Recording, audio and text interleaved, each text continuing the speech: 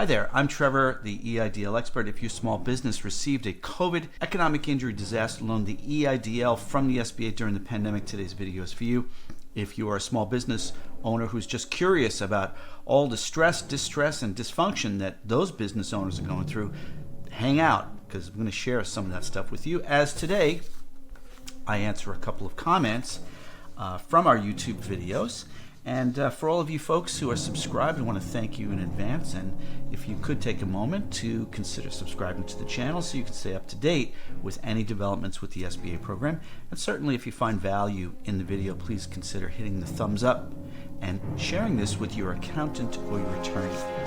We're going to do two comments today. One is about prepayment and one is about questioning where we got our information from. First, a quick message from us, our sponsor. Hi, I'm Trevor, the SBA pandemic loan expert. Every day, small business owners like you ask us for help, and I wanted to take a quick moment to tell you what kind of help we can provide, and then we'll jump right back into today's video. During the pandemic, the U.S. Small Business Administration, or SBA, supported small businesses with 4 million pandemic loans, also known as COVID EIDLs. Since the first days of the pandemic, Linda Ray and I have supported small businesses for 3 reasons. First, we have experience in the financial services industry. Linda from the insurance field and myself from the mortgage banking industry. Number 2, we truly, passionately believe that you, small business owners, are the backbone of the American economy. And number 3, from the beginning of the pandemic, you have asked us for our help. Today, there are 3 ways that we can help you. First, free videos. Pop over to our main page, subscribe to our channel, and click on playlists. There you will find hundreds of videos categorized for whatever your need is for the COVID EIDL program. Number 2, we created guidebooks to cover all aspects of the COVID EIDL program. Number 3, I am available every week for consulting calls. Check out our calendar for access. We provide these free videos and access to our expertise because you ask us for help every day and because the SBA provides inadequate communications and guidance. Visit EIDLconsulting.com for more information. And now, back to today's video. First comment today is from T680-MKE. The question is, can you prepay these loans? I did respond to this comment at the time that this person posted this, and I wrote, please visit our channel playlists. We have published many videos about payments and prepayments. And therefore, the conclusion here of this comment to most all of you in our audience is if you have a question, we do appreciate the comments and the questions, but you will probably find the answer to most all of your questions, unless it's very specific to the unique characteristics of your business. General questions, you can find them on our main channel page. Go over to the playlist button, click on that, and you will see we have categorized. So there's a category, I would bet, for prepayment. There's a category for reamortization, for personal guarantees, changing ownership, compliance, and on and on and on. We have hundreds of videos. So I would encourage you to take a moment for free and have a look at those videos. But to answer this question directly in today's video, yes, you can prepay these loans. The COVID EIDL is a 30-year fixed rate loan. If you're a business that earns a profit, the interest rate is 3.75%. And if you're a nonprofit, or rather an eligible nonprofit organization who applied and was approved for the loan, the interest rate was 2.75%. It's a fixed rate for a term of 30 years. That means over the 30 years, if in the month immediately after getting the loan, you had started making the full payment as disclosed on the loan agreement that you signed, then your loan would have been immediately started amortizing or paying towards principal as well as interest. On the other hand, if you took advantage of the deferment periods that the SBA offered to you, which originally was 6 months, and I think it went to 12 and 24. I don't know, there's so much about the COVID program that I know that I've forgotten. I know it sounds weird, but I used to say that was in the mortgage business too. I've forgotten more about FHA underwriting guidelines than most loan officers know. Anyway, if you took advantage of the deferment periods, that meant the SBA said to you, hey, listen, you don't have to make any payments, but please note that interest will accrue. Then that's what happened. You didn't have to make payments, ultimately up to a full 30 months or 2.5 years from the date of the original loan agreement you signed, never mind if you got increases later on. The clock started running on your deferment period on the day that you got the original loan.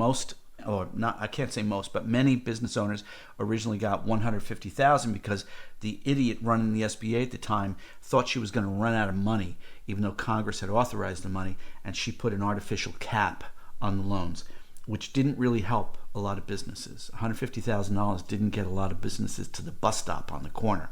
This is what happens when you put people in charge of the Small Business Administration who have not got a clue as to how small business actually works.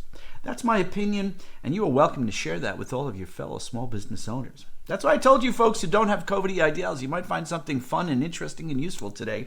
Yeah, there you go. So yes, you can prepay these loans if you read the loan agreement. And I would encourage you, ℬ𝒤𝒞𝒦𝒢ℛ𝒪𝒰𝒩𝒟𝒮, to read your loan agreement. It says there is no penalty for prepayment. Now, prepayment can come in a couple of forms. You can pay a little bit extra each month, or you can pay lump sums in full. In fact, the whole loan in full. I hope that answers your question. By the way, everything I've discussed so far, prepayment, loan agreement, compliance, deferment periods, and accrued interest, all of that you can find on free videos on our playlist. The next comment is from Stephen Lee 3725 in response to a video. I forget what the video was about. I didn't have it included here in the image.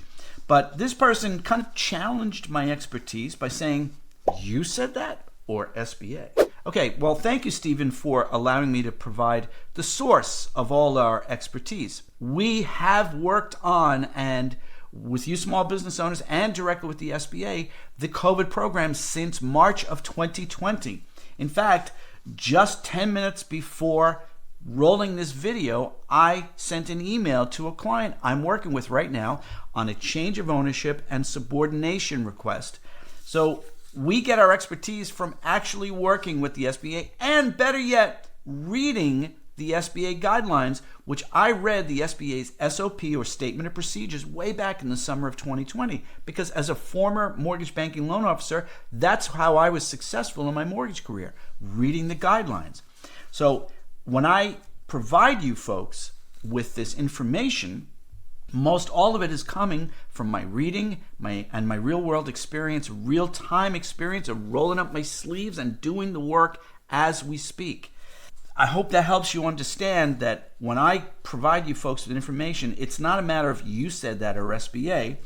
In this case, I responded to Stephen Lee by saying, read your EIDL LAA, Loan Authorization and Agreement, as I say in the video. And he came back later and said, EIDL loan, you don't need to read anything for that free loan. That's why they call EIDL. So I guess Stephen is just an idiot. Okay. When I say to you we draw our expertise from real-time, real-world experiences, this is an excerpt from an email on that very same change of ownership and subordination transaction we're working on right now with a client in Indiana, where the client has been approved for financing to expand their business, which includes real estate and construction, and also includes a change of ownership. A minority shareholder is being bought out of the business. In order to get approval from the SBA for the subordination, the change of ownership has to be completed. And there have been quite a bit of back and forth before we were involved, notably where an SBA agent told our client that he would have to repay a substantial portion of the COVID loan in order to get approval for the change of ownership before they would allow it to move back over to subordination. And when we got involved as the consultant for the client, I was able to negotiate that substantial requirement down to a substantially lower amount simply by nature of my expertise and my ability to work with the SBA and having read the guidelines, and honestly, 5th grade arithmetic. But I wanted to share with you folks on today's video the excerpt from an email from the loan specialist at the SBA about SBA's initiative to recapture prepayment of the COVID loan if you are undertaking certain transactions, such as change of ownership or subordination because you're getting financing. Oh, sale of assets is another one.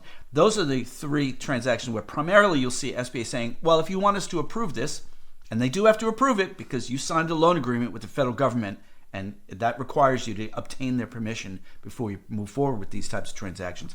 The SBA will say to you, in order for you to approve it, you have to pay back some or all of the COVID loan. And again, we've done multiple free videos about that concept. But here's the excerpt from the email from a senior loan specialist. She's actually a team leader at the SBA that I'm working with on this transaction. Please note, the purpose of the EIDL program was to help pandemic-afflicted businesses keep the lights on, quote unquote, during the economic downturn of 2020 onward. The SBA reasons that if your business has weathered the economic storm and is able to pay out a principal guarantor that has left the business over 50% of the EIDL loan balance without the SBA approval or knowledge, that your business is able to pay down or pay off the EIDL that was extended to you. At the root of the matter, the SBA must make business decisions that mitigate risk, as the SBA is a steward of taxpayer funds, which comprise the loan funds that you received within your EIDL. There's a lot to unpack in this message that I will revisit in a future video because I disagree with a couple of the statements in here, by the way. That's why I'm an advocate for you small business owners. It's what we do here. And again, as we mentioned in our previous sponsorship commercial, if you need assistance, we have guidebooks and we have 1-hour consulting calls. But this is a plain language statement from the SBA that in order to approve this transaction, this borrower has got to repay some of the COVID loan. I hope you found today's video helpful. And by the way, if you're getting your information about the COVID EIDL using AI, you're in for a world of pain because we actually did a test on that recently.